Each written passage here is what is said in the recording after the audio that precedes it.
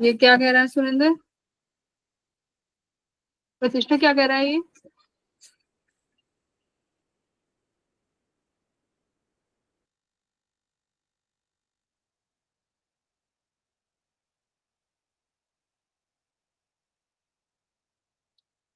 पता नहीं मैम। हाँ, अरे तुम्हारी वो देखी होगी इसने। अच्छा,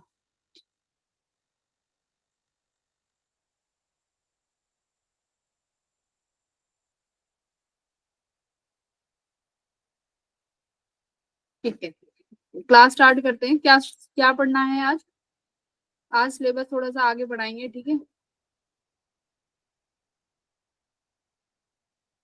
कल की क्लास में अब बस हो गया मजाक, ठीक है, छोड़ो। कल की क्लास में करेंगे हम लोग, जो परसों तुम्हारा टेस्ट है उसका रिवीजन होगा पूरा। 11th 12th सबके जो इम्पोर्टेंट इम्पोर्टेंट टॉपिक्स हैं, उनके फॉर्मुलेस वगैरह कल की क्लास में हम लोग रिवीजन करेंगे, ठीक है। 11th + 12th जो भी है।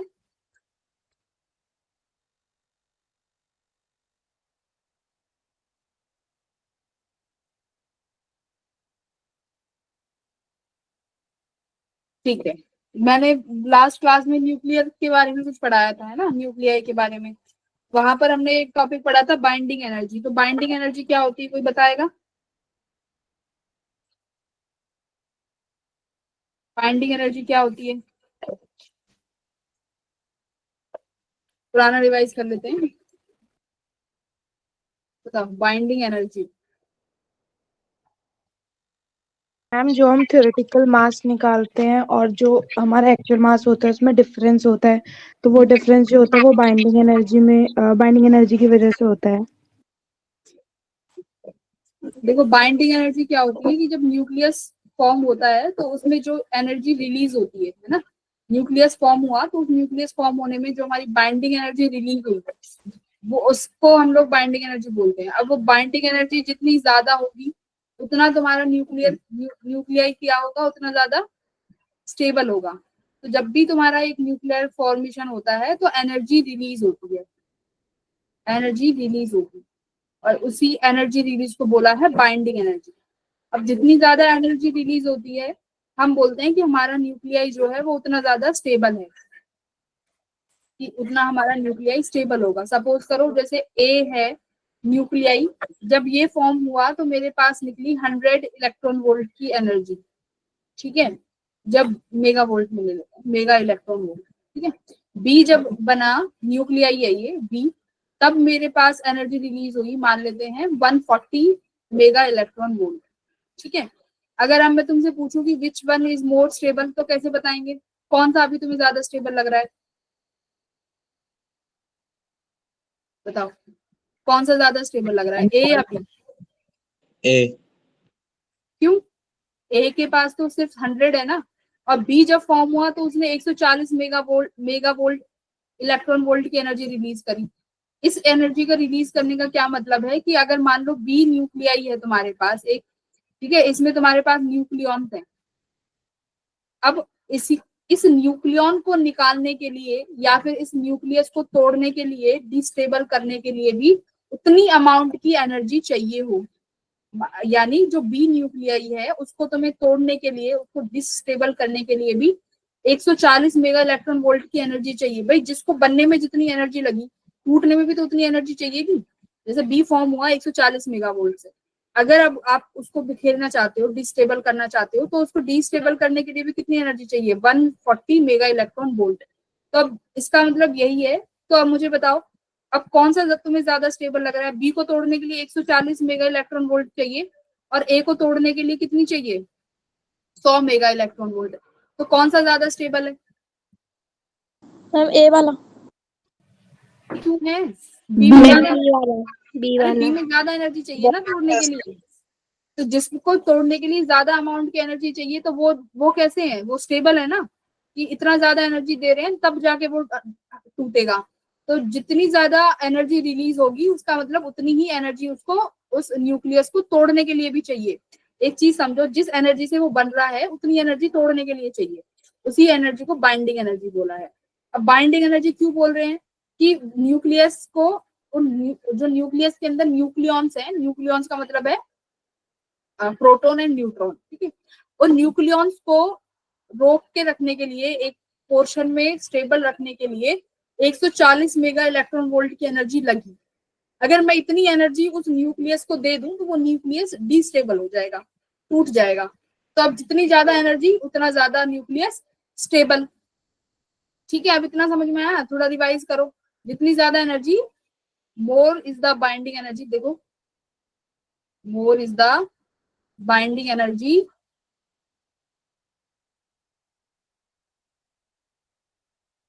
मोर is the stable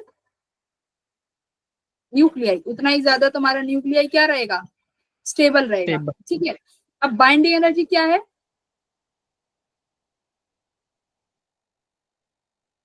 binding energy कौन सी एनर्जी है? Binding energy is the energy required, कौन सी है? To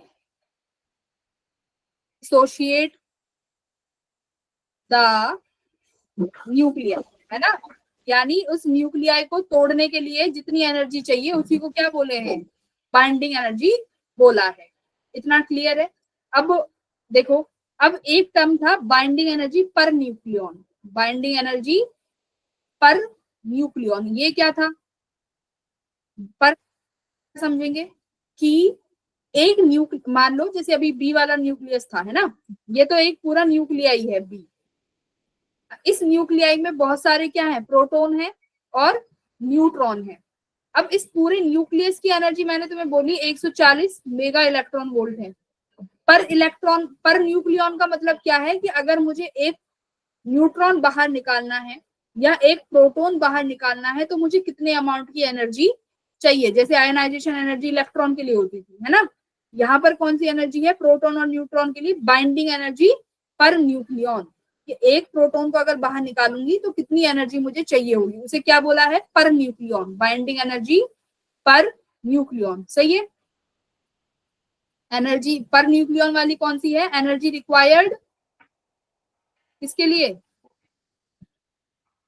To remove one electron. हाँ, टू इलेक्ट्रॉन नहीं, वन न्यूक्लियॉन बोलो। One न्यूक्लियॉन nucleon, क्या है? sorry. प्रोटॉन या न्यूट्रॉन। ठीक है, एक प्रोटॉन या एक न्यूट्रॉन को निकालने के लिए कितनी एनर्जी चाहिए उसे क्या बोलेंगे? पर न्यूक्लियॉन एनर्जी। इतना क्लियर है? फॉर एग्जाम्पल से समझते हैं एक्यूरेट वैल्यूज के साथ। देखो, फॉर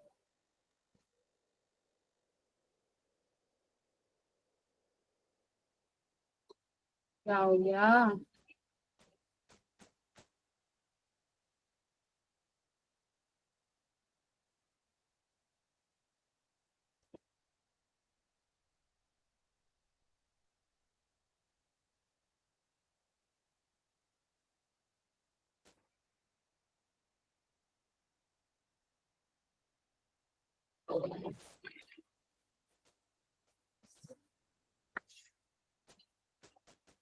अरे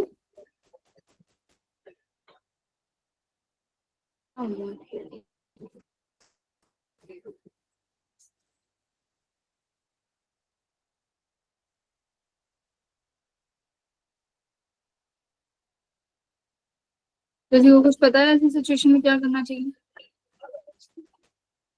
मैम हुआ क्या? हाँ, ये चल नहीं रहा, हैंग हो गया। मैम Ctrl+M मार दो। Ctrl+M, M refresh. M ना, नॉट वर्किंग। और बताइए, रुकी गया है ये तो। मैम ऑल्ट प्लस फोर डालो। क्या करूं? Alt plus F4। ऑल्ट जाएगा। F4। विंडो विंडो मत उड़वा देना। नो मैम, वो स्क्रीन है। नहीं हो रहा, ऑल्ट F4 से भी कुछ नहीं हो रहा। वायरस आ गया, फिर एंटीवायरस ऑन करो। नहीं, अभी तो सही चल रहा था, क्या है इसमें स्क्रीन तो बाहर ही नहीं आ पा गुड रही है इवनिंग इससे। मैम। कौन है ये? अब गुड इवनिंग, इतनी लेट क्लास ज्वाइन करी है ये। मैम ये हमेशा मैम आपकी क्लास में हो जाते हैं ना, लेट हो गई। मतलब हमारी वाली क्लास में। एक सेकंड रुको यार, तुम मुझे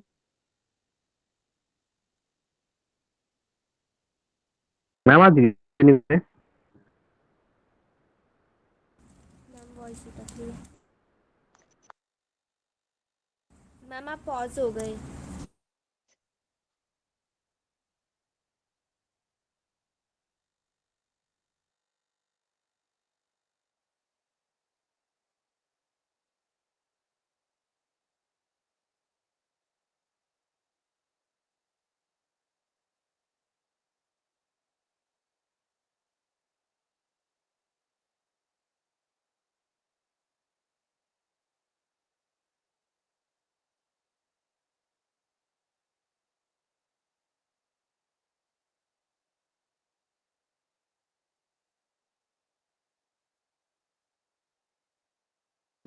मैम आपकी स्क्रीन नहीं दिखाई दे रही।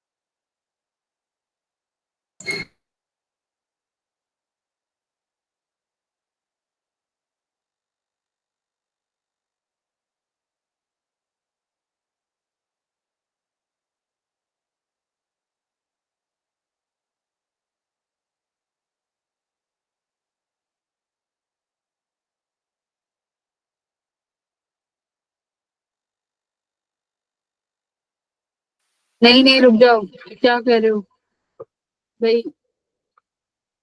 रिकॉर्डिंग चल रही है।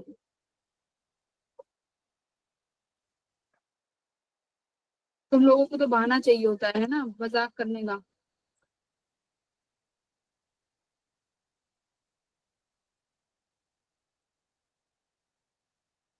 तो वन के बच्चे ना ये।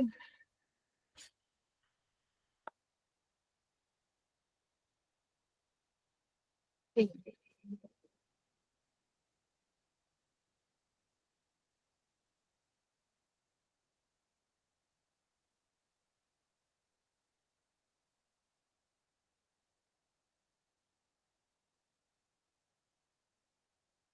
ठीक है।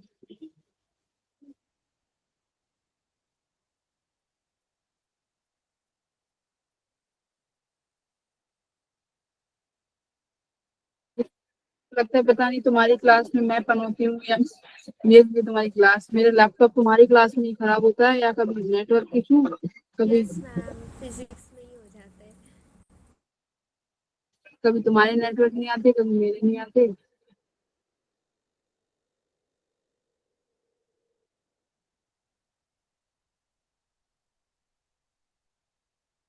मैम सर्वर खराब है, नया सर्वर बनवाओ।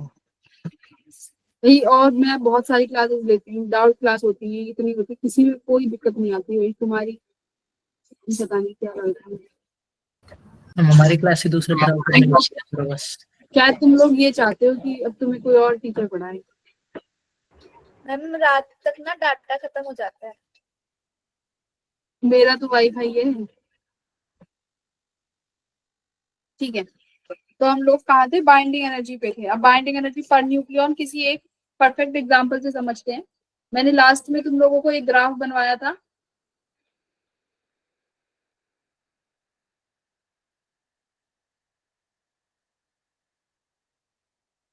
बताओ। मैक्सिमम ग्राफ बनवाया था, वो मैक्सिमम किसके लिए था? ऐसे ग्राफ था ना, ऐसे करके फिर वो कुछ ऐसे करके रिड्यूस होती चली जाती है ना। तो मैक्सिमम पहला क्या बनाया था मैंने कि जो मैक्सिमम है बाइंडिंग एनर्जी वो हमारे पास आयरन के लिए है, Fe, है ना। फिर क्या बोला था कि अगर हमारा एटॉमिक जो मास है वो स्टेबल कब तक रहेगा, 50 to 80 के बीच में जो है वो उसमें स्टेबल है। उसके बाद क्या होता चला जाएगा, बाइंडिंग एनर्जी डिक्रीज होती चली जाएगी, है ना। बाइंडिंग एनर्जी डिक्रीज होती चली जाएगी। तीसरा स्मॉल न्यूक्लियाई के लिए क्या था कि स्मॉल न्यूक्लियाई में ऑक्सीजन कम, इनके लिए हमारे पास पीक था। पीक मतलब इनके पास जो बाइंडिंग एनर्जी है वो अच्छी खासी है, बाइंडिंग एनर्जी इज फाइनाइट, ठीक है।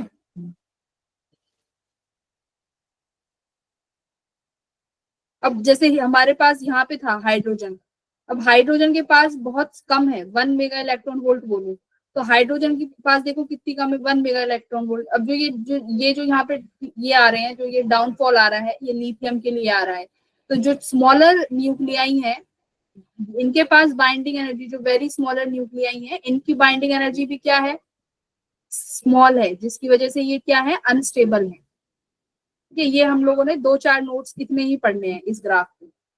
फॉर एग्जाम्पल, अब देखो मेरे पास एक एग्जाम्पल है, जैसे कि मैं यहाँ पे लिख रही हूँ binding energy of iron. Iron की बाइंडिंग एनर्जी जो है वो देखो कितनी है, 492 मेगा इलेक्ट्रॉन वोल्ट। ध्यान से देखना। अब मैं लिख रही हूँ बाइंडिंग एनर्जी ऑफ बिस्मथ, ठीक है, बिस्मथ यानी Bi लिख रही हूँ। इसकी जो एनर्जी है बाइंडिंग एनर्जी वो कितनी है, 1640 मेगा इलेक्ट्रॉन वोल्ट। ये ट्रू एक्चुअल डाटा है। अब तुम्हें देखने में किसकी एनर्जी ज्यादा लग रही है, बिस्मथ की, है ना। Bi की भाई बहुत ज्यादा है मैम, 1660। मतलब बिस्मथ के न्यूक्लियाई को तोड़ने के लिए तुम्हें 1660 मेगा इलेक्ट्रॉन वोल्ट का एनर्जी चाहिए। पर एक बार जरा देखो बाइंडिंग एनर्जी पर न्यूक्लियन। अब एक बार पर न्यूक्लियन की बात करते हैं, ठीक है। देखो जरा, आयरन यानी Fe कितना होता है इसके पास नंबर, 56, ठीक है। तो अगर मैं 492 मेगा इलेक्ट्रॉन वोल्ट को ध्यान से देखना 56 से डिवाइड करती हूँ तो मुझे कितना मिलता है, 8.8 मेगा इलेक्ट्रॉन वोल्ट, ठीक है। यानी अगर मुझे आयरन के न्यूक्लियस से एक प्रोटॉन बाहर निकालना है या एक न्यूट्रॉन बाहर निकालना है तो मुझे इतने अमाउंट की एनर्जी चाहिए। अब एक बार जरा बिस्मथ का देखो, Bi जिसके पास कितने हमारे पास कितना एटॉमिक नंबर होता है इसका, 209, ठीक है। इसका एटॉमिक नंबर है 209।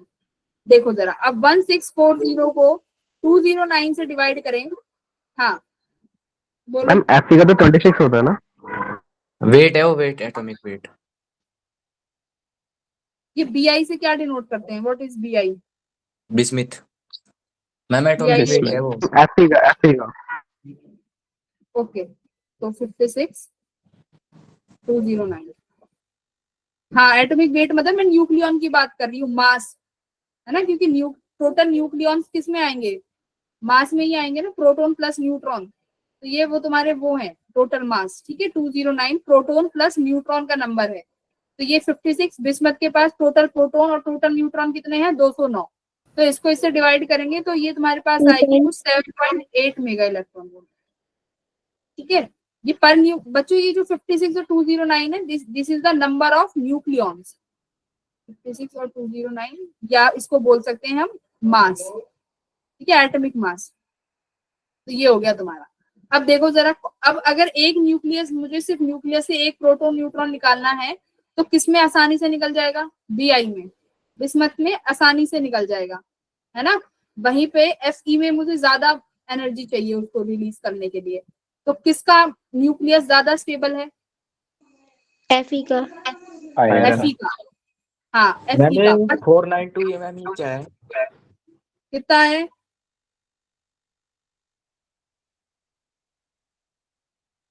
नहीं नहीं, 840 को 209 से करो, 7.8 कुछ आएगा, 7.84 आएगा।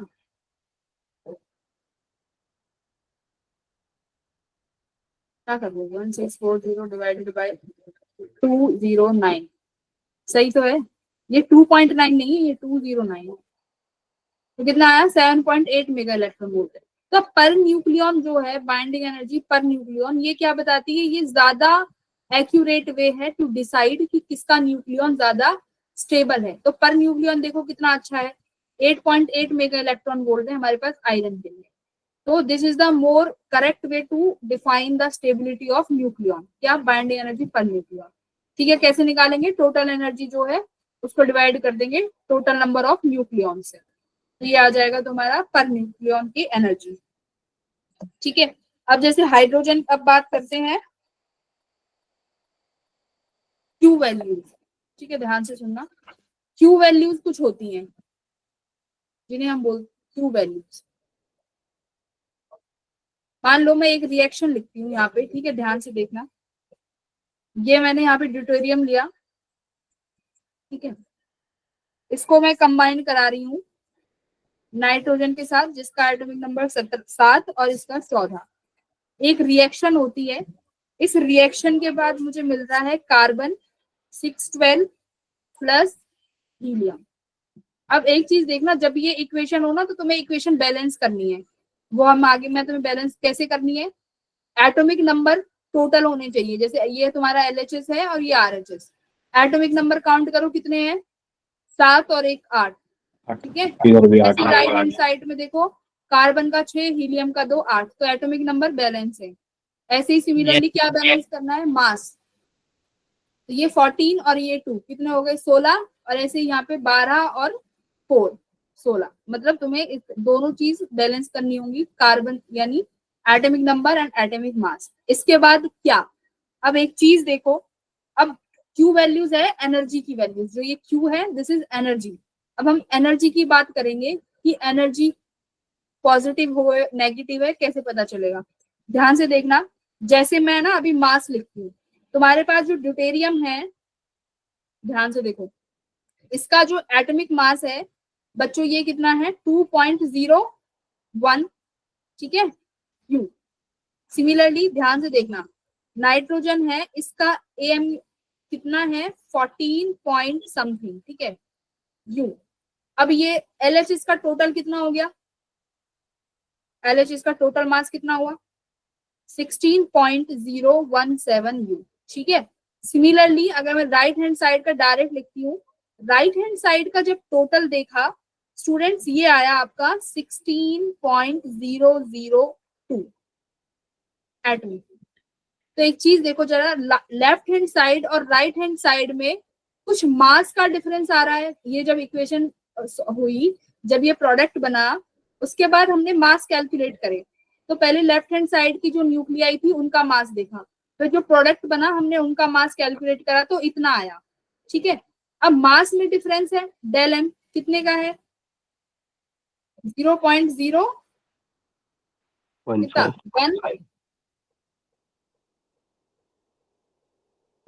मतलब मैं यहाँ पे लिख दी हूँ 0.014 अप्रोक्सीमेट ये आएगा कुछ। ठीक है, आगे इसमें यहाँ पे 0177 है, ये 0.026 है, तो ये तुम्हारा 0.4 इतना आ रहा है, मतलब this is the mass difference. अब एक चीज देखो, किसका मास ज्यादा है? लेफ्ट हैंड साइड का। ध्यान से देखो, लेफ्ट हैंड साइड का मास ज्यादा है, राइट हैंड साइड का मास कम है। तो मतलब थोड़ा सा मास क्या हो गया? गायब हो गया है ना, या तो मास कन्वर्ट हुआ, मास कन्वर्ट हुआ एनर्जी में। कौन सा मास कन्वर्ट हुआ है? लेफ्ट हैंड साइड वाला, मतलब जो हमारे हाइड्रोजन और नाइट्रोजन के जो न्यूक्लियाई हैं, इनमें से कुछ मास एनर्जी में कन्वर्ट हो गया। अब वो कितनी एनर्जी में कन्वर्ट हुआ है? अभी तो देखो ये बैलेंस अभी इक्वेशन हुई नहीं है ना।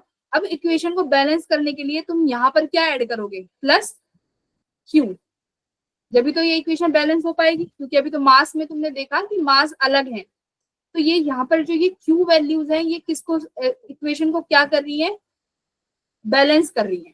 अब क्यू किधर की तरफ आया है? प्रोडक्ट में, क्योंकि मास कहाँ पे कम है हमारा? लेफ्ट राइट हैंड साइड में। तो एनर्जी मुझे बताओ, ये जो प्लस क्यू है, राइट हैंड साइड वाले प्रोडक्ट्स ने एब्जॉर्ब करी है या रिलीज करी है? सोच के बताना, सोचना इस चीज से।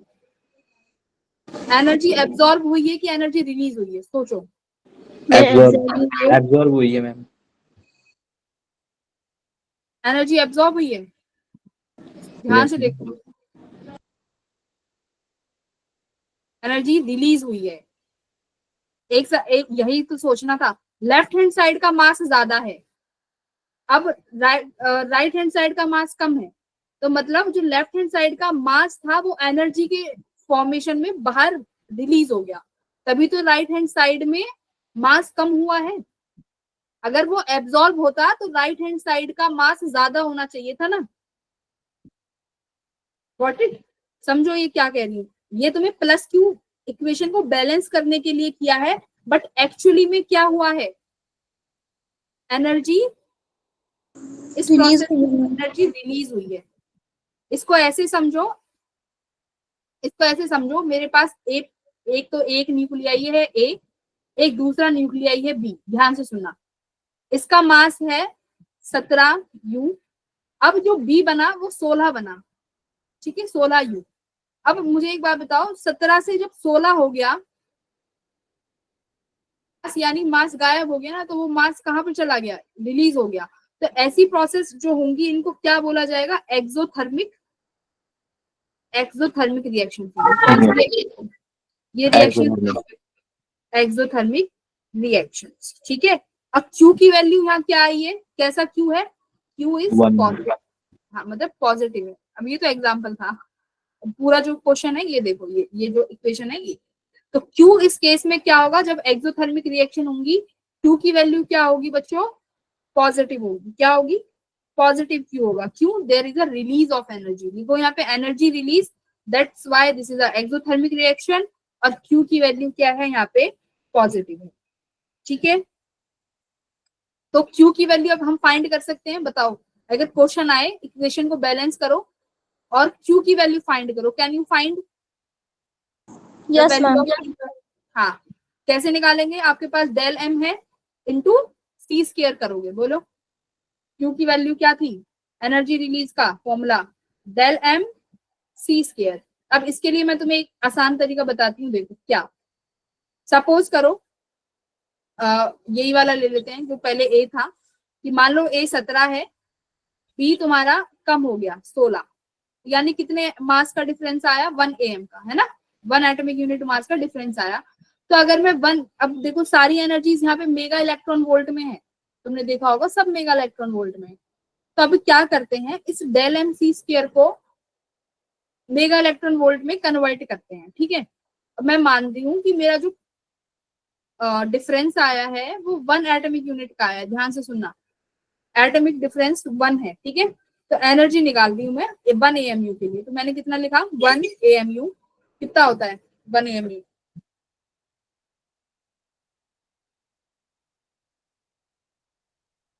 वन एटॉमिक यूनिट लिखो। 1.6 कितना था? 1.6 में 1.6 इंटू 10⁻⁻27, ठीक है। अब इसको हम लिखते हैं 1 इंटू दिस, ठीक है। अब सी स्क्वायर, ये कितना हो जाएगा? 3 इंटू 10⁸ का स्क्वायर। अब ये एनर्जी किस में आई है? जूल में। ध्यान से देखो, अगर मैं 1 AMU की बात कर रही हूँ तो ये एनर्जी जूल में है। जूल में this value is very small, देखो वो -27 है तो नेगेटिव में आंसर आएगा, तो बहुत छोटी वैल्यू हो गई। तो हम क्या करेंगे, इलेक्ट्रॉन वोल्ट की तरफ जाएंगे। देखो ई की वैल्यू कितनी आई, इसको सॉल्व करो, कितना बनेगा। इसको 1.6 इंटू 10⁻⁻27 इंटू 3 3 9 इंटू 10⁻16 इंटू, अभी ये जूल में है, अब मुझे इलेक्ट्रॉन वोल्ट में करना है, तो किससे मल्टीप्लाई करूं। 1 जूल को इलेक्ट्रॉन वोल्ट में करने के लिए 1.6 इंटू 10⁻⁻19, तो वही 10⁻⁻19, ये किस में आया है अभी, इलेक्ट्रॉन वोल्ट में। ठीक है, अब देखो ध्यान से, अभी ये इलेक्ट्रॉन वोल्ट है, अब मैं इसको क्या करूंगी, देखो मेगा में करूंगी चेंज। ठीक है, मेगा इलेक्ट्रॉन वोल्ट में कैसे करें, किससे मल्टीप्लाई करूं, 10⁻6 और -6, 6 नहीं माइनस से करेंगे ना, ये इलेक्ट्रॉन वोल्ट है तो इलेक्ट्रॉन से मेगा में जा रहे हो। अरे अगर ग्राम Okay, को ma'am. केजी में, अगर ग्राम को उसमें लिखोगे, मान लो 10 ग्राम को तुम्हें उसमें लिखना है केजी में, तो कैसे लिखोगे, 10⁻³ करके लिखोगे ना, तो वही है, तो माइनस में जाएगा क्योंकि छोटे से बड़े की तरफ जा रहे हो।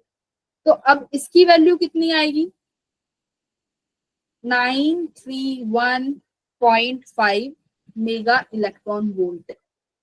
तो देखो अगर एक एटॉमिक मास का चेंज आता है तो कितनी एनर्जी रिलीज होती है,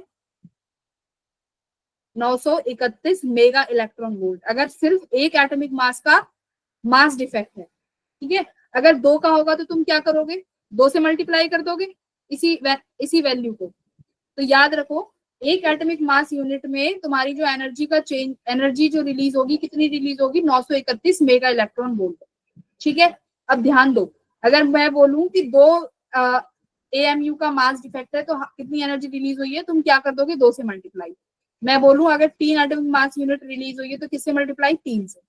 इतना करते करते चले जाओगे तो ये वैल्यू याद रखो, मेगा इलेक्ट्रॉन वोल्ट, आसान रहेगा। ठीक है, अब Okay, आते हैं ma'am. अपने सवाल। अब देखो अपने ध्यान से सुनना, 2 मिनट। अब अपने सवाल पे डेल एम कितना आया है, 0.0145 AMU, हमें 1 AMU का पता है, तो कैसे करें अब, अब इतने AMU का निकालना है, 0.014 का, क्या करें, करो कैसे करोगे, ये एनर्जी है 1 AMU की, है ना, 1 AMU हम की मल्टीप्लाई करा कितनी, देंगे। अरे रुको तो, 1 इतनी एनर्जी है 1 AMU के लिए। ठीक है, तो मुझे चाहिए इतने डेल एम के लिए, तो निकालना कितनी आएगी, करो एक बार मल्टीप्लाई करके बताओ कितनी आ रही है। इसमें वैल्यू तो है नहीं वैसे, उन्होंने आंसर ही नहीं दिया।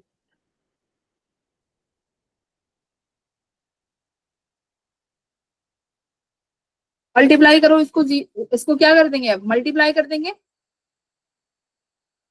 एनर्जी कितनी आई, 931.5 इंटू 0.0 कितना था हमारा, 1, 0.0 13.50 13.5 मेगा इलेक्ट्रॉन कितनी आई।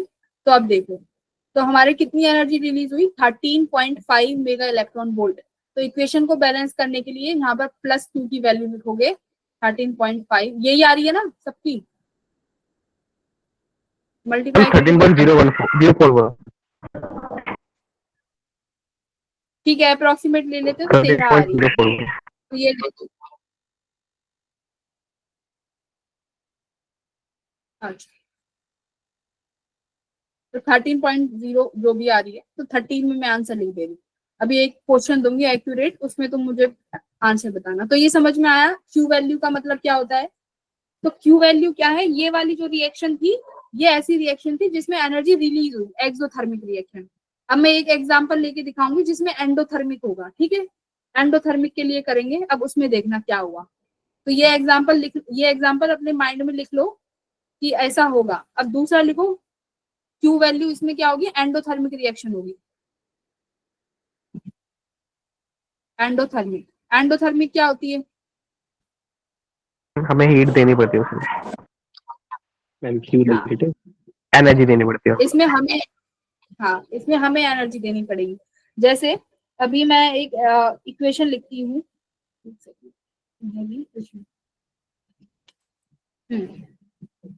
ये इक्वेशन है तुम्हारे पास, हीलियम का 24 प्लस नाइट्रोजन का 714 इक्वल्स टू ऑक्सीजन का 817 प्लस हाइड्रोजन का 11।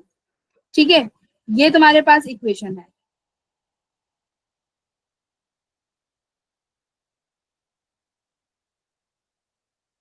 तो इसका जो मास है मैं लिखती हूँ यहाँ पे 18.0056676 U। ठीक है, after the reaction total mass क्या हो जाता है, टोटल मास बन जाता है बच्चों 18.006958 U। देखो अब इस केस में क्या हो गया, मास क्या हो गया, बढ़ गया ना। LHS RHS देखो, इस केस में क्या हो गया, मास इंक्रीज हो गया। पहले ये यहाँ पर 5 था, अब यहाँ पर वैल्यू कितनी चलेगी 69। तो अब इन केसेस में जब मास इंक्रीज हो जाता है तो इसका मतलब एनर्जी क्या हुई है, एब्जॉर्ब हुई है ना RHS में, तभी तो मास बढ़ा है।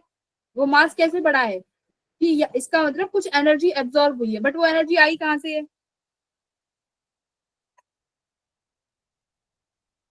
मैम जो आपने तो प्रोवाइड कराई। ये हाँ देखो, एंडोथर्मिक रिएक्शंस ऐसी रिएक्शंस है जो ऑटोमेटिकली नहीं हो रही है ना। जैसे ये वाली रिएक्शन थी, ये वाली ये ऑटोमेटिकली प्लेस हो गई है। बट एंडोथर्मिक रिएक्शन ऐसी है जो एक्सटर्नली हमने कुछ प्रोवाइड कराया है, मान लो कोई भी हीट दी है या कोई एक्सटर्नल पार्टिकल से कोलिजन कराया है, व्हाटएवर। तो इस केस में क्या हुआ है, जो प्रोडक्ट बना है उस प्रोडक्ट ने हीट को एब्जॉर्ब कर लिया। तो उस हीट को एब्जॉर्ब करने की वजह से क्या बन गया, तुम्हारे पास मास ज्यादा आ गया। तो अब ऐसी रिएक्शंस में जब तुम्हारे पास प्रोडक्ट का मास इंक्रीज हो जाए तो these kind of reactions are endothermic reactions. अब इसमें डेल एम कितना आया है, मास डिफिशिएंट कितना आया है 0.00128। 1282। ठीक है, ये आपके पास मास आया है। अब इसका मुझे एनर्जी डिफिशिएंट बताओ कितना है, कितना एनर्जी है, एनर्जी बताओ, कैलकुलेट करें।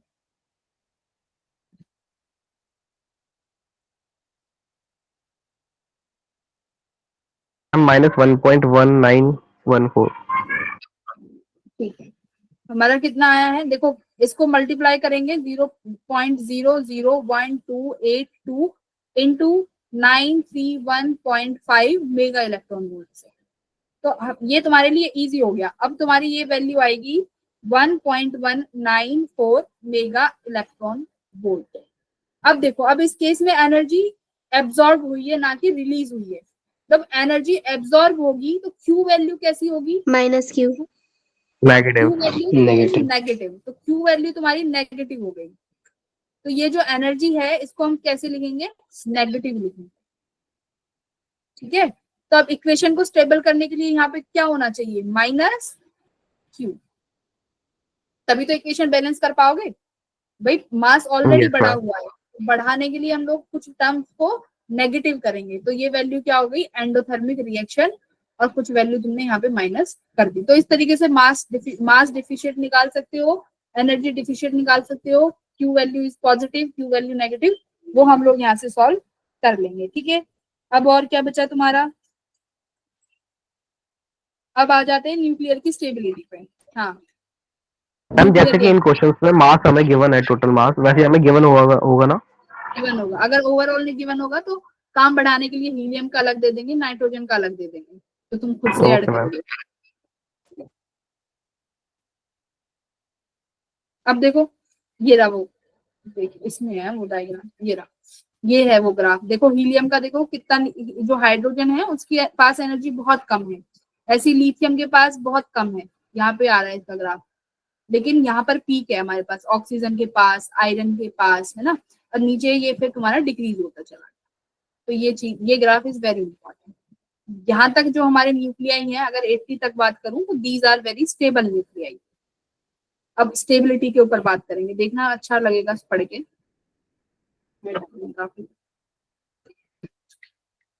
एनर्जी याद करने की जरूरत नहीं है, बस मोटा मोटा याद रख लो। अब देखो यहाँ क्या लिख रहा है, एक चीज देखो ध्यान से, क्या लिखा हुआ है, जो हैवी न्यूक्लियाई होते हैं, हैवी न्यूक्लियाई जैसे कि यूरेनियम। यूरेनियम, ठीक है, ये सब क्या करते हैं, ये स्प्लिट होते हैं ना, ये स्प्लिट होंगे अपने आप, मतलब भाई अब जो तुम्हारा न्यूक्लियस है ये स्टेबल होना चाहेगा, कोई भी चीज अनस्टेबल तो नहीं रह सकती। अभी तुमने देख, तो स्टेबल होने के लिए ये क्या करेगा, स्प्लिट होता है। स्प्लिट का मतलब है कि एक न्यूट्रॉन निकाल दिया, एक प्रोटॉन निकाल दिया, एक अल्फा पार्टिकल निकाल दिया, तब वो अपने आप को स्टेबल कर लेगा। तो मतलब ये हो गया, स्प्लिट करते हैं। वहीं पर जो एटॉमिक न्यूक्लियाई जो स्मॉल है, ये अपने आप को स्टेबल करने के लिए क्या करेंगे, देखो ये खुद जो ये सेकंड प्रोसेस जो ये है ना, ये वाली जो प्रोसेस है ये खुद से होती नहीं है, अगर टू बी ऑनेस्ट ये खुद से नहीं होगी ये प्रोसेस, ठीक है, जिसमें ये लार्ज न्यूक्लियाई जो फॉर्मेशन हो रहा है ये इटसेल्फ प्रोसेस नहीं है, नहीं हो सकता। इसके लिए कुछ ना कुछ एक्सटर्नल चीजें प्रोवाइड करानी पड़ती हैं, तब जाके ये होता है प्रोसेस। बट जो ये स्प्लिट वाला है ये ऑटोमेटिकली हो जाता है, ठीक है, ये ऑटोमेटिकली होगा। जैसे कि यूरेनियम के साथ है ना, ये क्या होगा, जैसे डिके होते रहते हैं, तुमने सुना होगा कि कोई मटेरियल है वो टाइम के साथ साथ डिके होता जा रहा है। क्यों डिके होता जा रहा है, क्योंकि वो रेडियो एक्टिव है। स्टेबल होने के लिए वो अपने पार्टिकल्स अपने उनको क्या कर रहा है, बाहर रिड्यूस हाँ, तो इसलिए तो जो ये वाला है जो बोलते हैं कि छोटे छोटे पार्टिकल्स मिलके एक बड़ा पार्टिकल बना लेंगे, तो वो खुद से नहीं होता है, अभी वो हम लोग पढ़ेंगे। जैसे कि टोटल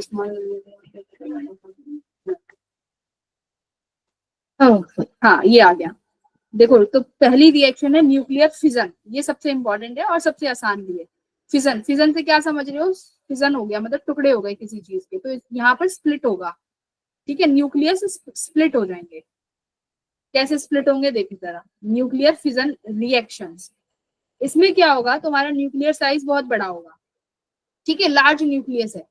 अब क्या करेंगे, ये लार्ज न्यूक्लियस क्या करेगा, दो छोटे छोटे न्यूक्लियस में स्प्लिट हो जाएगा। जैसे एक लार्ज न्यूक्लियस था बड़ा, अब ये दो दो छोटे छोटे न्यूक्लियस में स्प्लिट हो गया।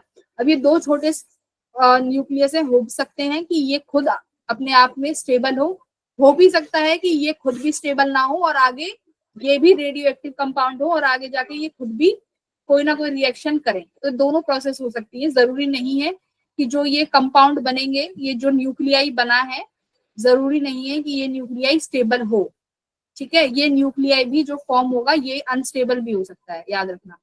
तो दोनों पॉसिबिलिटी है, स्टेबल और अनस्टेबल दोनों तरीके का हो सकता है स्प्लिट के बाद, ठीक है। अभी हमारा न्यूक्लियर स्प्लिट हो गया दो छोटे छोटे न्यूक्लियाई में।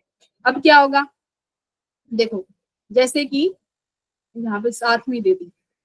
अब देखो क्या है, पहली रिएक्शन पे ध्यान दो, सिर्फ और सिर्फ पहली रिएक्शन देखो क्या हुआ, यूरेनियम है, ठीक है, यूरेनियम दो होता है, एक 238 होता है, एक 235।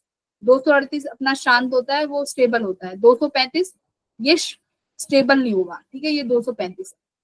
मैंने क्या किया, इस प्रोसेस को स्टार्ट कराने के लिए एक न्यूट्रॉन लिया। अब इस न्यूट्रॉन से इसको स्ट्राइक कराया इसके न्यूक्लियाई को, ठीक है, इसका एक न्यूक्लियाई लिया, यूरेनियम का सिर्फ एक न्यूक्लियस लिया, उस एक न्यूक्लियस से इस एक न्यूट्रॉन से स्ट्राइक कराया। अब देखो कौन कौन सी प्रोसेस हो सकती है। पहली प्रोसेस क्या हो सकती है, देखो क्या बना, बेरियम बना, ठीक है, क्या कंपाउंड, बेरियम का कितना आया एटॉमिक नंबर 56, मास 144, बैलेंस होना चाहिए। क्या बना, क्रिप्टॉन बना, कितना बना, क्रिप्टॉन का एटॉमिक नंबर 3689, बैलेंस हो गई। अभी बट बैलेंस नहीं हुआ, तो बैलेंस करने के लिए मुझे क्या निकालने पड़ेंगे, देखो न्यूट्रॉन निकाले, तो कितने न्यूट्रॉन निकले, 3 न्यूट्रॉन निकलेंगे पहली वाली रिएक्शन में। पॉसिबिलिटी है कि जब आप ये वाला कराओगे, यूरेनियम को एक न्यूट्रॉन के साथ कोलिजन कराओगे, हो सकता है जो सेकंड वाला प्रोडक्ट है वो भी बने। सेकंड वाले प्रोडक्ट में क्या बना है, Sb Nb और 4 न्यूट्रॉन निकले हैं, ठीक है, हो सकता है तीसरा वाला प्रोडक्ट भी बन जाए विद द सेम प्रोसेस। देखो प्रोसेस सेम है, वही यूरेनियम का कंपाउंड है, वही एक न्यूट्रॉन आके टकरा रहा है, बट हमारे पास 3 पॉसिबिलिटी है कि 3 अलग अलग कंपाउंड बन रहे हैं, ठीक है, तीसरा ये भी बन सकता है। बट मैक्सिमम केस में क्या पाया गया कि जो पहली वाली रिएक्शन है ये ज्यादा हो रही है, ठीक है, तो पहली वाली रिएक्शन से ही काम करेंगे, पहली वाली रिएक्शन ज्यादा हो रही है। तो यानी एवरेज अगर देखा जाए तो first reaction is most possible case. तो क्या हुआ, बेरियम बना, क्रिप्टॉन बना और 3 न्यूट्रॉन निकल गए। ठीक है, अब क्यू वैल्यू देखो,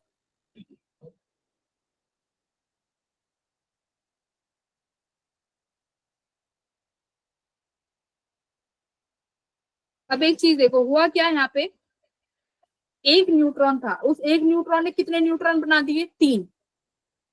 सुनो मेरी बात, हुआ क्या, एक न्यूट्रॉन आया और एक न्यूट्रॉन से 3 न्यूट्रॉन निकल गए। अब ऐसे ही क्या होगा, चेन रिएक्शन बनती चली जाएगी। अगर मैं बताऊं तो एक न्यूट्रॉन आया तुम्हारे पास, यहाँ पर मान लो तुमने एक यूरेनियम का छोटा सा पीस रख दिया, ठीक है, अब ये यहाँ पे स्ट्राइक करेगा, स्ट्राइक करके इसने जो कंपाउंड बनाए सो बनाए, उसके बाद 3 न्यूट्रॉन निकल गए फिर से। अब न्यूट्रॉन है तो अंदर ही उसके, अब ये 3 न्यूट्रॉन फिर क्या करेगा, फिर एक रिएक्शन प्रोड्यूस करेगा, और इस 3 से फिर कितने न्यूट्रॉन, एक से कितने बन गए, 3 न्यूट्रॉन निकल गए, इस एक से फिर 3 न्यूट्रॉन निकल गए, इस एक से फिर 3 न्यूट्रॉन निकल गए। ठीक है, फिर इसने कोलिजन किया, अब ये 3 न्यूट्रॉन अलग अलग फिर से कोलिजन करेंगे। देखो तो इससे क्या हो जाएगा, रिएक्शन बढ़ती चली जाएगी। तो ऐसी रिएक्शन को क्या बोलते हैं, चेन रिएक्शन। ये कैसी रिएक्शन हो गई, चेन रिएक्शन हो गई। तो तभी, हाँ, तो तभी इनको क्या कहते, यूरेनियम देखो, इतने से यूरेनियम से इतनी ज्यादा एनर्जी प्रोड्यूस हो रही है। देखो तो सही, अगर मैं तुम्हें बोलूं, अगर मैं तुमसे बोलूं कि जो ये न्यूट्रॉन निकल रहा है, क्यू वैल्यू की बात करते हैं, चेन रिएक्शन समझ में आया कि देखो इतने सारे रिएक्शंस होती जा रही हैं एक ही न्यूट्रॉन से। अब तुम ये देखो कि जो ये 3 न्यूट्रॉन निकले हैं, ये कितनी एनर्जी लेके निकले हैं। एक बार देखो, ये यहीं पे क्यू वैल्यू आएगी, देखो ध्यान से, क्या आया है, देखो जो कहाँ गया, ए की वैल्यू, हाँ 240, nucleus is about 7.442A, 120 fragment nucleus is 8.5 mega electron volt. हाँ बोलो। मैम कुछ नहीं, गलती से हो गया था। ठीक है, अब देखो ये क्यू वैल्यू बता रहे हैं कि जब ये प्रोसेस होगी तो कितनी एनर्जी रिलीज होगी। तो आइडिया लगाना कितनी एनर्जी रिलीज हुई है। सपोज करो तुम्हारे पास एक न्यूक्लियस है, जैसे ये 236 है ना, इसको इन्होंने राउंड ऑफ लिया है कि तुम्हारे पास एक न्यूक्लियस है, ऐसे एक न्यूक्लियस है जो 240 का है। ठीक है, ये स्प्लिट हुआ 2 में, कितने कितने में स्प्लिट हुआ ये, 120 में प्लस 120 में। तो 2 न्यूक्लियाई थी, बी और सी, इसमें ये स्प्लिट हो गया। तो 240 वाला है, इसके पास जो इनिशियल एनर्जी थी वो थी बच्चों binding energy 7.6 mega electron volt. ठीक है, बाइंडिंग एनर्जी। अब एक चीज देखो, अगर ये 120 में गया है, इस न्यूक्लियस की बाइंडिंग एनर्जी कितनी है, ध्यान से देखो 8.5 मेगा इलेक्ट्रॉन वोल्ट। इस 120 की एनर्जी कितनी है, 8.5 मेगा इलेक्ट्रॉन वोल्ट। ठीक है, अब एक बार जरा एनर्जी डिफरेंस देखो,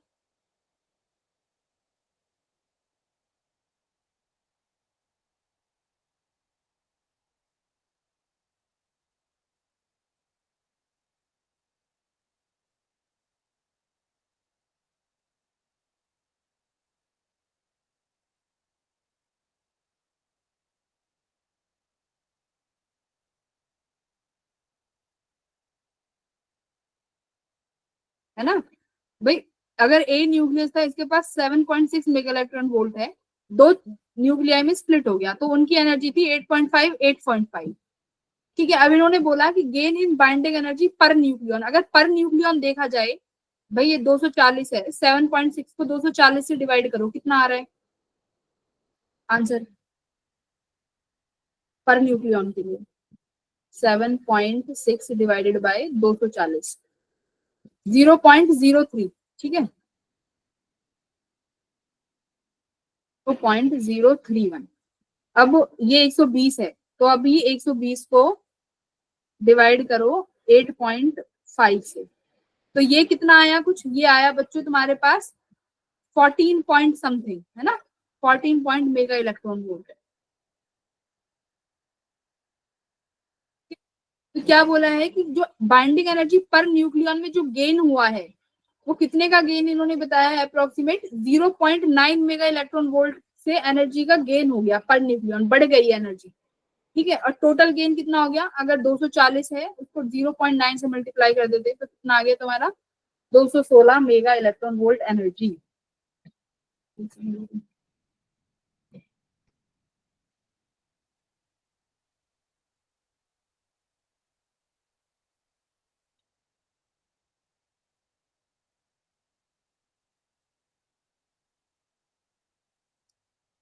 तो ये इन्होंने एनर्जी बताई है कितनी एनर्जी रिलीज हुई है, ठीक है। तो इतनी एनर्जी अमाउंट की एनर्जी रिलीज होगी। तो इससे लगा लो कि जब एक यूरेनियम का सिर्फ एक न्यूट्रॉन वाली रिएक्शन होगी तो कितने अमाउंट की एनर्जी निकलेगी। जब एक सिर्फ न्यूक्लियर स्प्लिट हुआ 100-120 में बटा तो 200 मेगा इलेक्ट्रॉन वोल्ट की एनर्जी निकली सिर्फ एक न्यूक्लियाई से, अप्रोक्सीमेशन। तो तुम्हारे सिर्फ और सिर्फ एक यूरेनियम के न्यूक्लियॉन से भी कुछ इतने अमाउंट की एनर्जी निकली, तो मेगा इलेक्ट्रॉन वोल्ट के आसपास है। तो सोचो कितनी ज्यादा एनर्जी है ना। 200 मेगा इलेक्ट्रॉन सिर्फ एक न्यूक्लियाई की बात है, ये सिर्फ एक न्यूक्लियाई से अप्रोक्सीमेट इतनी एनर्जी निकल रही है। अब मान लो तुमने आधा किलो यूरेनियम रख दिया तो कितने अमाउंट की एनर्जी निकलेगी। जैसे कि चेन रिएक्शन है, ये चेन एक न्यूट्रॉन यूज किया 3 न्यूट्रॉन बन गए। ये एक न्यूट्रॉन आया और ये यूरेनियम का कंपाउंड है। इस यूरेनियम के कंपाउंड ने 3 न्यूट्रॉन निकाल दिए। अब ये 3 न्यूट्रॉन फिर से उससे यूरेनियम से क्या करेंगे, रिएक्शन करेंगे। अब यहाँ से फिर 3 निकलेंगे न्यूट्रॉन, फिर यहाँ से 3 न्यूट्रॉन निकले, ये 3 न्यूट्रॉन निकले। अब ये 3 न्यूट्रॉन फिर से क्या करेंगे, यूरेनियम से टकराएंगे तो फिर एनर्जी निकलेगी। यानी ये एक ही रिएक्शन कितनी बार हो रही है और सिर्फ एक बार इसको टकराने से क्या है ये न्यूट्रॉन को टकराने से 200 मेगावोल्ट इलेक्ट्रॉन वोल्ट एनर्जी निकल रही है। और जब ये प्रोसेस इतनी ज्यादा निकलेगी तो कितनी अमाउंट ऑफ एनर्जी निकलेगी, बहुत ज्यादा अमाउंट ऑफ एनर्जी निकलेगी। तभी तो जो ये बॉम्ब्स वगैरह होते हैं इतने से यूरेनियम से बहुत ज्यादा एनर्जी प्रोड्यूस कर देते हैं, ठीक है। तो इससे बोलते हैं चेन रिएक्शन। कैसे चेन रिएक्शन होगी, कंट्रोल हो सकती है अगर हम लोग न्यूक्लियर रिएक्टर के लिए करें, ठीक है, स्टडी हो इन चीजों की। इसके लिए हम लोग यूज करते हैं कैडमियम की रोड्स वगैरह यूज करते हैं, ठीक है, जो कि एक्स्ट्रा न्यूट्रॉन को एब्जॉर्ब कर लेती है।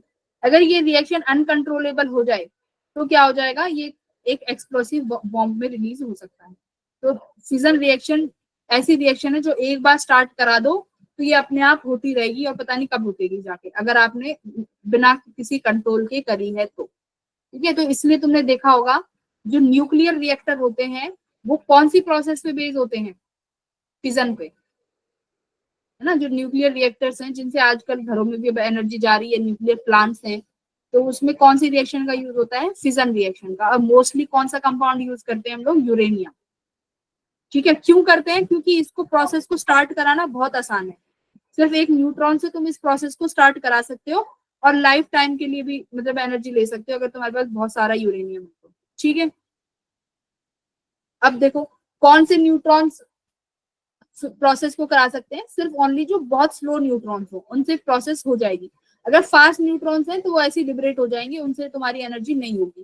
तो अब देखो average energy of a neutron produced in fission कितनी एनर्जी, 2 मेगा इलेक्ट्रॉन वोल्ट, ठीक है। 2 है कि 200 है, एक न्यूट्रॉन की 200 होगी भाई, ये 200 है। क्या निकाली थी, 200 निकाली थी, तो ये 200 है, 200 है, ये चेंज कर लो।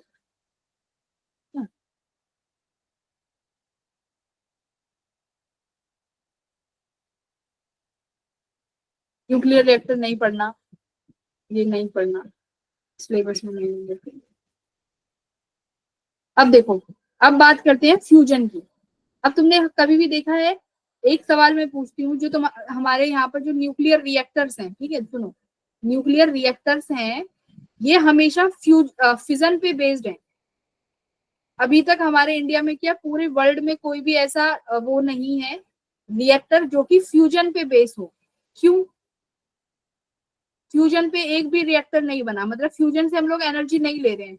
जबकि तुमने देखा होगा सन, स्टार, ये सब क्या करते हैं, फ्यूजन, ये सब फ्यूजन, न्यूक्लियर फ्यूजन। हाँ, ये सब न्यूक्लियर फ्यूजन पे है। कि भाई तुमने सबने सुना है कि जितने भी ये हैं स्टार्स हैं, प्लांट्स हैं, ये सब बने हुए हैं हाइड्रोजन हीलियम से। तो हाइड्रोजन हीलियम, अब तुमने देखा है कि हाइड्रोजन हीलियम जो छोटे पार्टिकल हैं ये फ्यूज होते हैं तब एनर्जी रिलीज करते हैं, ठीक है। तो लेकिन फ्यूजन जो है ये हम लोग लेबोरेटरी में या फिर यहाँ तक हम नहीं कर पा रहे। क्यों नहीं कर पा रहे, क्या रीजन है इसका फ्यूजन का, देखो क्या रीजन है फ्यूजन का। क्योंकि न्यूक्लियर फ्यूजन ऐसी रिएक्शंस हैं जो हम लोगों को खुद से वो करानी पड़ेंगी, स्टार्ट करानी पड़ेंगी। और वो स्टार्ट ऐसे नहीं हो सकती कि एक फ्यूजन की तरह कि एक न्यूट्रॉन छोड़ दिया और बम्बार्डमेंट स्टार्ट हो गई, नहीं, ऐसा नहीं होगा। क्यों? फ्यूजन प्रोसेस स्टार्ट कराने के लिए देखो क्या होगा, एक छोटे छोटे न्यूक्लियाई है, कंपाउंड मिल जाएंगे और एक लार्ज न्यूक्लियस बना देंगे, जैसे कि हाइड्रोजन हाइड्रोजन मिलके हीलियम बना रहे हैं, सपोज ये है, ये फ्यूजन हो गया। फ्यूजन क्या हो गया, दो छोटे छोटे न्यूक्लियाई मिले, इनको ऐड किया और प्रोडक्ट बन गया एक बड़ा न्यूक्लियाई, ठीक है। अब बड़ा न्यूक्लियाई बना, ठीक है, स्टेबल होगा, बिल्कुल होगा, ये बन गया। बट क्या ये इतना आसान है बना? अब नो मैम। सुनो होता क्या है, मेरी एक बात ध्यान से सुनो। तुम्हारे पास एक ये न्यूक्लियस है, दिस इज न्यूक्लियस। इस न्यूक्लियस में तुम्हारे पास प्रोटॉन है, न्यूट्रॉन है, प्रोटॉन है, न्यूट्रॉन है। कौन सा फोर्स लग रहा है इसके अंदर? न्यूक्लियस के अंदर कौन सा फोर्स है? हाँ, न्यूक्लियर फोर्स है, ठीक है। और न्यूक्लियर फोर्स कैसा होता है? Force of attraction. तो यानी ये पार्टिकल सब एक दूसरे को अट्रैक्ट कर रहे हैं, ठीक है। अब सुनो, ये मान लो ये हाइड्रोजन का एक न्यूक्लियस है, अब मैं दूसरे हाइड्रोजन के न्यूक्लियस को लेके आ रही हूँ, क्योंकि कराना तो मुझे कोलिजन है। क्या बोला है फ्यूजन ने कि दो न्यूक्लियस कंबाइंड होंगे और जब एक बड़ा न्यूक्लियस बनाएंगे। तो अभी दो न्यूक्लियस लेते हैं, ये एक न्यूक्लियस लिया, अब इसी हाइड्रोजन का हमने दूसरा न्यूक्लियस ले लिया, प्रोटॉन प्रोटॉन, अरे उसमें तो इतने होते ही नहीं है, एक प्रोटॉन, चलो एक प्रोटॉन, ठीक है, एक प्रोटॉन ले लिया। अब ये हमारे पास एक प्रोटॉन है, अब मैं इन दोनों को ना, अब सुनो, मुझे कंबाइन कराने हैं। अब जब मैं इनको पास लेके आऊंगी तो कौन सा फोर्स एक्ट करेगा? अब कौन सा फोर्स एक्ट करेगा? अब इलेक्ट्रोस्टैटिक फोर्स एक्ट करेगा, क्योंकि अब दो न्यूक्लियस हो गए ना ये अलग अलग। अब जब दो न्यूक्लियस को साथ में लेके आओगे तो हमारे पास कौन सा फोर्स आएगा? Electrostatic force. सुनो, अब इलेक्ट्रोस्टैटिक फोर्स क्या कहता है? अगर लाइक चार्जेस हैं तो क्या होंगे? रिपेल करेंगे। भाई ये भी प्रोटॉन, ये भी प्रोटॉन, अब दोनों तो भाई रिपेल करेंगे, पर हमें तो ये कोलाइड कराने हैं, ठीक है, हमें तो ये कोलाइड कराने हैं। तो अभी इनको कोलाइड कराने के लिए हमें क्या चाहिए होगी? वी नीड बहुत ज्यादा अमाउंट ऑफ एनर्जी, मतलब बहुत एनर्जी चाहिए भाई, कोलैप्स कराने हैं हमें। अब बताओ, जो चीज इलेक्ट्रोस्टैटिक फोर्स भी बहुत स्ट्रॉन्ग फोर्स है, बट क्या कहेगा कि इसको इतना पास तो लेके आओ कि जब न्यूक्लियर फोर्स एक्ट करे। बट न्यूक्लियर फोर्स कैसा फोर्स है? Short range. इसकी रेंज क्या है? इसकी रेंज तो बहुत शॉर्ट है, सिर्फ न्यूक्लियस के अंदर काम करेगा। बट इन दो न्यूक्लियस को साथ में लेके आने तक जो एनर्जी चाहिए वो इलेक्ट्रोस्टैटिक फोर्स को अगेंस्ट चाहिए होगी, इसके अगेंस्ट वर्क करना पड़ेगा, तब जाके हम लोग इनको मिला पाएंगे। उसके लिए एक्सटर्नल वर्क करना पड़ेगा, एक्सटर्नल बोले तो एक्सटर्नल एनर्जी देनी पड़ेगी। तो वो जो एक्सटर्नल एनर्जी देनी पड़ेगी, तो वो एनर्जी अब हम कैसे देंगे? कैसे दे सकते हैं भाई? हाइड्रोजन क्या है? गैस है। अब गैस में एनर्जी कैसे देंगे बताओ? हीट करके। हीट कर दो भाई, गैस है, गैस को हीट करोगे तो गैस में एनर्जी किस फॉर्म में जाएगी? काइनेटिक एनर्जी की फॉर्म में। अब काइनेटिक एनर्जी बहुत ज्यादा हो जाएगी किसी भी गैस की, तो पार्टिकल्स क्या करेंगे? कोलाइड करेंगे ना एक दूसरे के साथ। मान लो उनकी एनर्जी इतनी ज्यादा है, इतनी ज्यादा एनर्जी है, तो दो पार्टिकल्स एक दूसरे के साथ कोलाइड कर सकते हैं कि नहीं कर सकते बताओ? यस मैम, कर सकते हैं। बट कर सकते हैं कि टेम्परेचर बढ़ाया, कोलिजन हो सकता है, पॉसिबल है कि कोलिजन हो जाए। बट उस टेम्परेचर है कितना कि हम लोग उनकी कोलिजन करा सके? तो देखो कितना टेम्परेचर है, क्या लिख रहा है?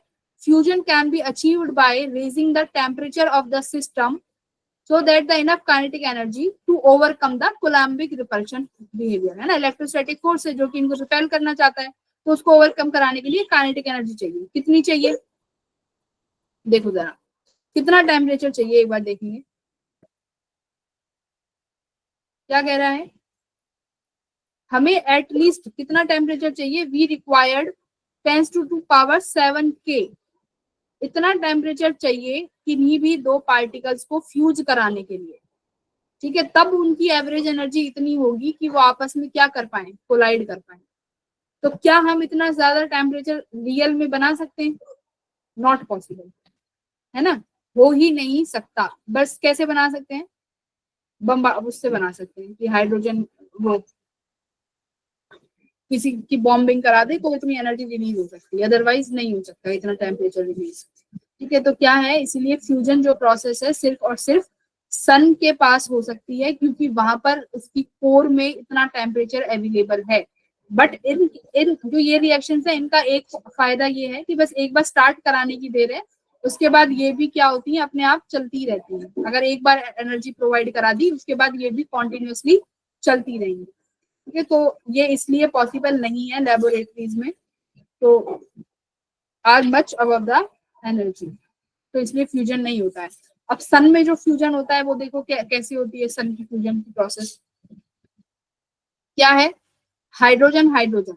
ठीक है, अब हाइड्रोजन ने मिलके क्या बनाया, अब देखो इक्वेशन बैलेंस करनी आनी चाहिए, ड्यूटेरियम बनाया, ये 1 1। ठीक है, ये बन गया, मास बैलेंस हो गए 2। बट अभी क्या हमारे पास चार्ज बैलेंस हुए हैं, नंबर एटॉमिक नंबर देखो, क्या एटॉमिक नंबर बैलेंस हुआ, नहीं हुआ। तो एटॉमिक नंबर बैलेंस कराने के लिए अब क्या निकालना, क्या करना पड़ेगा, ई पॉजिटिव क्या है, पॉजिट्रॉन, इसे क्या बोलते हैं, पॉजिट्रॉन, इलेक्ट्रॉन का एंटी पार्टिकल। अभी तुम मैम आगे ये वी क्या पढ़ोगे। लिखा है? हाँ, वी क्या मैम, ये वी वी ये बी एंटी न्यूट्रॉन होता है, इसको एंटी न्यूट्रॉन बोलते हैं बी। ठीक है, एंटी पार्टिकल होता है, एनर्जी ही है। ठीक है, तो ई पॉजिटिव पॉजिट्रॉन ये क्या है, एंटी न्यूट्रॉन पार्टिकल प्लस इतने अमाउंट ऑफ एनर्जी ये रिलीज हुई। पॉजिट्रॉन क्या होता है, इलेक्ट्रॉन का उल्टा, इलेक्ट्रॉन के पास ई नेगेटिव होता है, तो ये उसका उल्टा पार्टिकल है, एंटी पार्टिकल। फिर उसके बाद दूसरी प्रोसेस क्या होगी, ये क्या है, ई पॉजिटिव और ई नेगेटिव। अब क्या हुआ कि एक प्रोटॉन पॉजिट्रॉन और एक इलेक्ट्रॉन ये एक दूसरे में कंबाइन कर जाएंगे। अब देखो दोनों दोनों के पास क्या है, चार्ज है, मास तो नेग्लिजिबल होता है इलेक्ट्रॉन और पॉजिट्रॉन के पास, तो मास नहीं लिखेंगे। ध्यान रखना यहाँ पे क्यों, यहाँ पर मास नहीं है, इलेक्ट्रॉन का मास कितना होता है, नेग्लिजिबली 0 ही तो लेते हैं, बस इसके पास चार्ज होगा +1। ठीक है, तो चार्ज लिख दिया, ई पॉजिटिव ई नेगेटिव, ये एक दूसरे को क्या कर गए, एक दूसरे में कोलैप्स हो गई, कुछ नहीं बचा, सिर्फ और सिर्फ एनर्जी का रिलीज हुआ। तो ये क्या है, गामा, तो गामा इज द एनर्जी, इतने अमाउंट ऑफ एनर्जी रिलीज हो गई। ठीक है, ये समझने के लिए, ये तुम्हारे हो सकता है बोर्ड्स में आ जाए कि फ्यूजन लिखो सन का, जेई के रिस्पेक्ट में नहीं होगा, वहां पर तुम्हें इक्वेशंस मिल जाएंगी, ये हो सकता है ये एनर्जी निकालने के लिए दे दे कि ये एनर्जी निकालना। ठीक है, अब क्या हुआ, फिर क्या हो सकता है, हाइड्रोजन देखो, अब ये हाइड्रोजन नहीं है, ये भी ड्यूटोरियम है, यहाँ पे ड्यूटोरियम बना था। अब इसके आगे की प्रोसेस, पहली प्रोसेस ये, अब ये ड्यूटेरियम से फिर एक हाइड्रोजन कंबाइन होगा, फिर ये वाला हीलियम बनेगा, अब इस हीलियम से फिर एक हीलियम बनेगा, फिर जाके एक हीलियम का कंपाउंड बनेगा। ठीक है, तो ये तुम्हारी एक्चुअल प्रोसेस है, फिर ये प्रोसेस कंटिन्यू होती रहेगी। अब देखो कितने अमाउंट ऑफ एनर्जी रिलीज होती चली गई, तो ये है तुम्हारे सन की प्रोसेस जो फ्यूजन हो रहा है। ठीक है?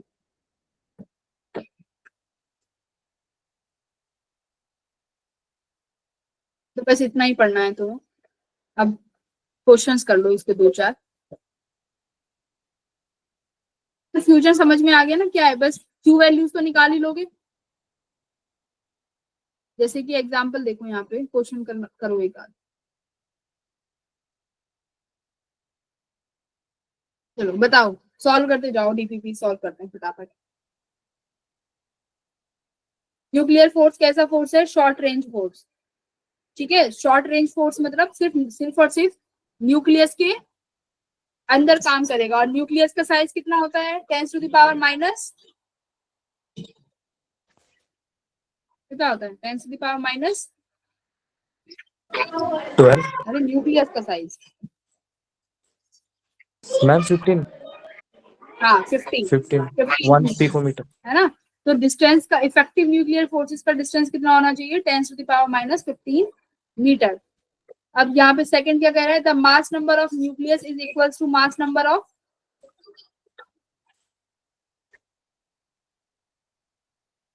न्यूक्लियस का मास नंबर किसके बराबर होता है, न्यूक्लियॉन्स, ये तो पढ़ाया था। न्यूक्लियॉन एक मैम टर्म है जो proton neutron plus proton plus nucleon. Third,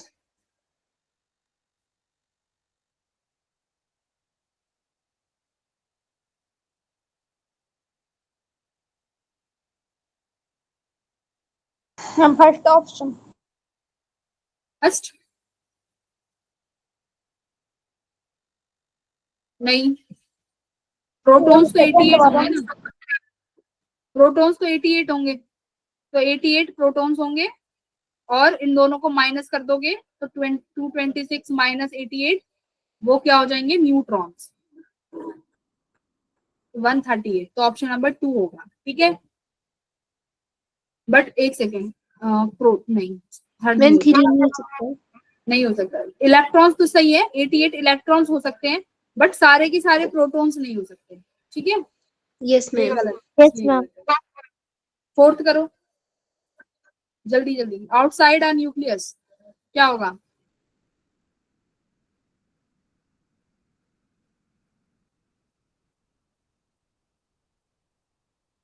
कि भारत बोल रहा है कि प्रोटॉन और न्यूट्रॉन को बाहर निकाल दिया, तो क्या है वो स्टेबल होंगे, बताओ। प्रोटॉन ज्यादा स्टेबल होगा कि neutron, which one is stable. Ma'am neutron. हाँ, न्यूट्रॉन फिर भी स्टेबल होगा, बट प्रोटॉन स्टेबल नहीं रहेगा, ठीक है। Neutron is still stable but proton is not stable. तो क्या आंसर है इसमें, proton neutron both are stable, no, neither neutron, no, neutron is stable, neutron in unstable. तो क्या आंसर होना चाहिए, neutron is stable ma'am first option. होना तो चाहिए, वो भी मैं चेक कर लेती हूँ, थ्योरी का पार्ट है। फोर्थ का थर्ड है, दोनों ही अनस्टेबल है क्या, मैम दोनों साथ में लिखो। न्यूट्रॉन इज अनस्टेबल, एक सेकंड, फोर्थ का third, outside the nucleus neutron is unstable, okay ठीक है, तो मैंने उल्टा बता दिया, ठीक है। मैम ठीक है, मतलब न्यूट्रॉन प्रोटॉन स्टेबल होगा। नहीं, न्यूट्रॉन इज अनस्टेबल, एक सेकंड रुको जरा, ठीक है। तो मैम न्यूट्रॉन, न्यूट्रॉन्स के पास तो कोई चार्ज नहीं होता ना। हाँ न्यूट्रॉन के पास चार्ज नहीं होता, इसलिए मुझे थोड़ा सा, मेरे को भी कंफ्यूजन, न्यूट्रॉन ज्यादा स्टेबल है, ऐसा तो नहीं हो सकता।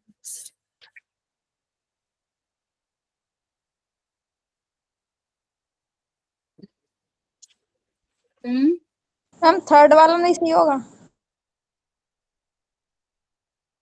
हाँ, इसमें 30 तो दिया हुआ है,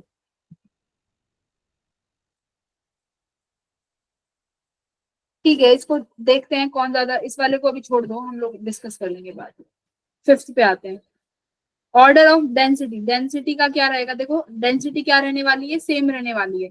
तो किस ऑर्डर में थी डेंसिटी, मुझे भी याद नहीं है ऑर्डर को, तो मैंने तुम्हें ड्राइव कराया है ये, कितना था मैग्नीट्यूड डेंसिटी का,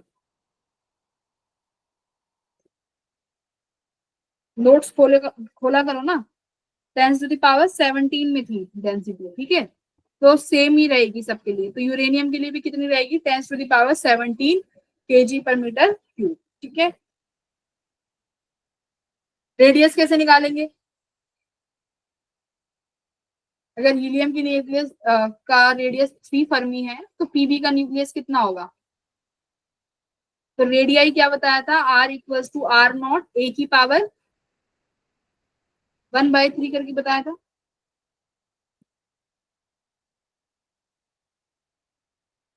R=R0 A⁻1/3।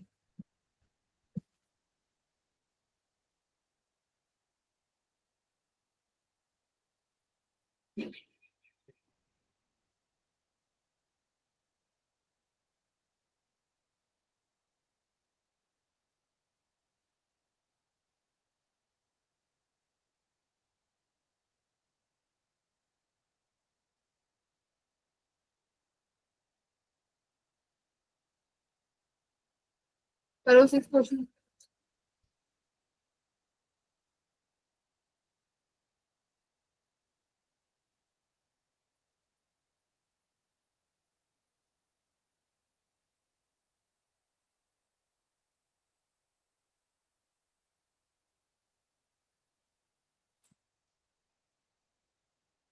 देखो न्यूक्लियर फोर्सेस कैसे हैं, इसका प्रॉपर्टी देखो, शॉर्ट रेंज अट्रैक्टिव और charge independent, short range attractive charge dependent, तो चार्ज इंडिपेंडेंट होगा और शॉर्ट रेंज और अट्रैक्टिव होगा, तो ऑप्शन नंबर 1, ठीक है।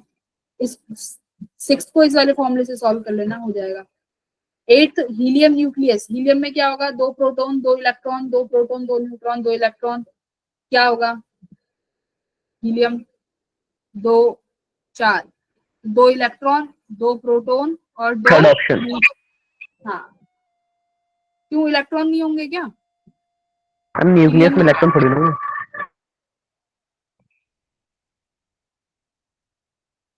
हम न्यूक्लियस का पूछा ना। मैम थर्ड वाला। हाँ, तो हीलियम का न्यूक्लियस है, तो न्यूक्लियस के अंदर इलेक्ट्रॉन्स नहीं होंगे, तो हमारे पास 2 प्रोटॉन और 2 न्यूट्रॉन होंगे। आइसोटॉप्स क्या होंगे? आइसोटॉप में क्या सेम होता है? मास। हाँ, नहीं,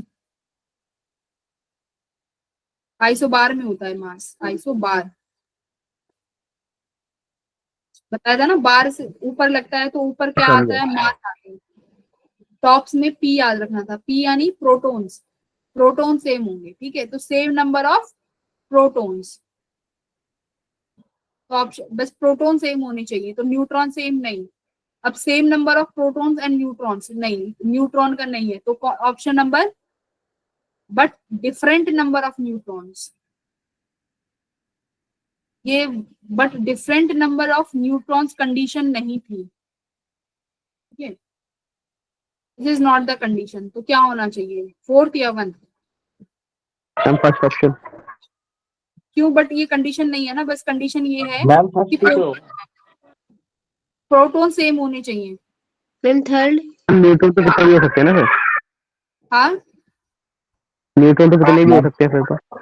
न्यूट्रॉन तो हमारे पास कैसे ही हो, उसमें सेम हो डिफरेंट हो, उससे हमें कोई फर्क नहीं पड़ता, बट प्रोटॉन सेम होने चाहिए। मेरे हिसाब से नाइन्थ का देखो गड़बड़ी कर रखी है ना, मेरे हिसाब से तो वन ही कर रखा है इन्होंने। क्यों भाई? Different number of neutrons. Yes ma'am सही तो है, न्यूट्रॉन्स मैम नंबर। अगर मान लो सुनो, सेम नंबर ऑफ प्रोटॉन चाहिए, मैं कार्बन का 6 लेती हूँ और ये 12 करती हूँ, ठीक है, तो इसमें मेरे पास प्रोटॉन 6 है। मैं नाइट्रोजन लेती हूँ, इसके नाइट्रोजन के मैंने ये 6 रख दिए प्रोटॉन, और ये मैं कितना रख देती हूँ 40, बट ये हमारे पास कंडीशन थी ये सेम सेम होने चाहिए, है ना, सेम न्यूक्लियाई का होना चाहिए, तो कार्बन का ही 6 अगर लेते हैं और ये कितना लेते हैं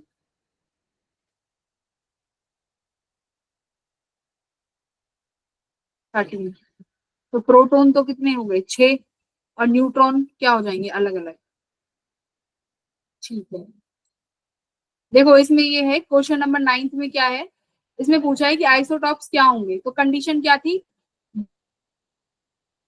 क्या होना चाहिए, प्रोटॉन सेम होना चाहिए, और दूसरा क्या था, सेम न्यूक्लियाई का होना चाहिए, है ना, दूसरी कंडीशन थी ये सेम न्यूक्लियाई का होना चाहिए। अगर देखो अगर ये सेम न्यूक्लियाई का होगा ना, तो सिंपल सी बात है, अगर आप प्रोटॉन को सेम करोगे तो उसका एटॉमिक, उसका जो न्यूट्रॉन का नंबर है वो हमेशा अलग ही आएगा, तो इस वजह से ऑप्शन नंबर 1 क्या है, ठीक हो जाएगा, इस कंडीशन की वजह से कि सेम न्यूक्लियाई का होना चाहिए, यानी कार्बन कार्बन न्यूट्रॉन या फिर नाइट्रोजन नाइट्रोजन सेम होने चाहिए।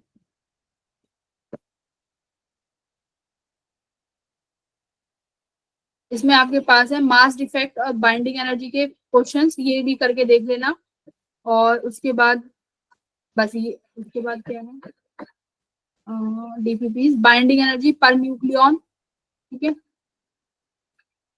ये भी सॉल्व कर लेना। ये है न्यूक्लियर रिएक्टर, रिएक्टर मत करना रिएक्टर से, बट एक बार देख लेना, करा तो दिया ही है मैंने, पेयर प्रोडक्शन ये क्वेश्चन है, अल्फा बीटा गामा ये मत करना, प्रॉपर्टी 6 से मत करना, यहाँ से सिलेबस डिलीट हो गया है तुम्हारा, अल्फा बीटा गामा ये नहीं आएंगे, ये नहीं करना है, गामा डी के ये भी नहीं करना है, ये तुम्हारा डिलीट हो चुका है, तो 6 से पहले जो डीपीपी है, पहली 5 डीपीपी सॉल्व करनी है, उसके बाद कोई डीपीपी सॉल्व नहीं करनी, ठीक है, तो first 5 DPP you have to complete, तो जैसे समय मिलती जाए करते जाना, 10-10 सवाल है बस, ठीक है बच्चों। Yes ma'am. Yes ma'am. Yes ma'am. 11th का कल हम लोग कल करेंगे रिवाइज।